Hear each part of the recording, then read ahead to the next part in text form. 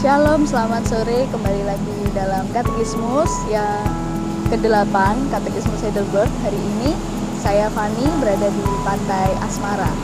Pada hari ini tema Katekismus adalah tetapi apakah kita sedemikian rusak sehingga kita sepenuhnya tidak dapat melakukan kebaikan apapun dan condong kepada kejahatan? Jawabannya adalah iya, sungguh demikian, kecuali kita dilahirkan kembali oleh Roh Allah.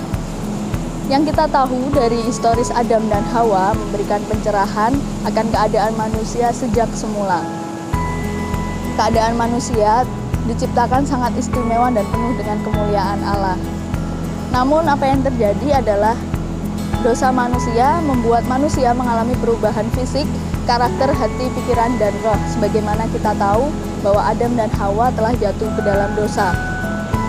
Manusia pertama ini, yaitu Adam dan Hawa, memilih jalan sendiri dan mengabaikan perintah Allah untuk tetap taat dan terhadap otoritas Allah.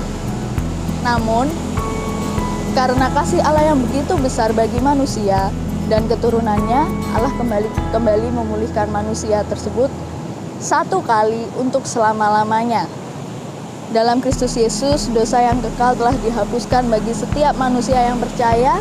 Dan kedatangan Yesus bukan hanya menghapuskan dosa, melainkan membawa berkat-berkat yang biasa kita kenal sebagai Roh Kudus dan hati yang baru serta pikiran yang baru.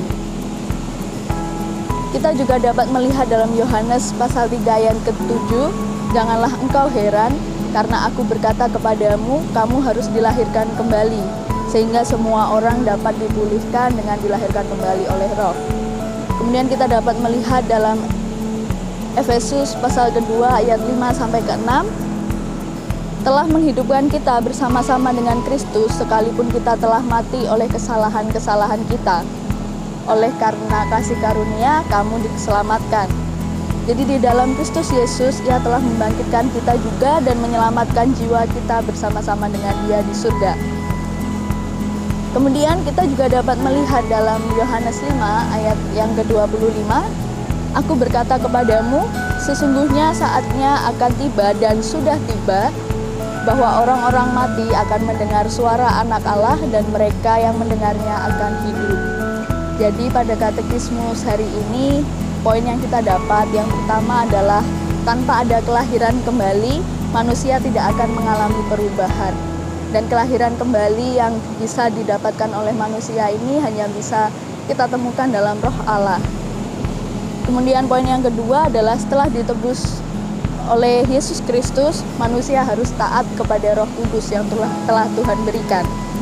Karena melalui Roh Kudus kita sudah dipulihkan, didewasakan dan menjadi ciptaan yang baru, sehingga tidak perlu bagi kita untuk kembali ke masa lalu dan mengulangi kesalahan yang sama.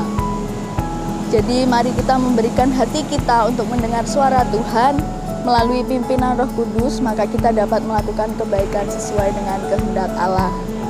Inilah renungan kita pada sore hari ini, semoga memberkati kita semua. Bersama dengan saya, Fani, Tuhan Yesus memberkati. Shalom.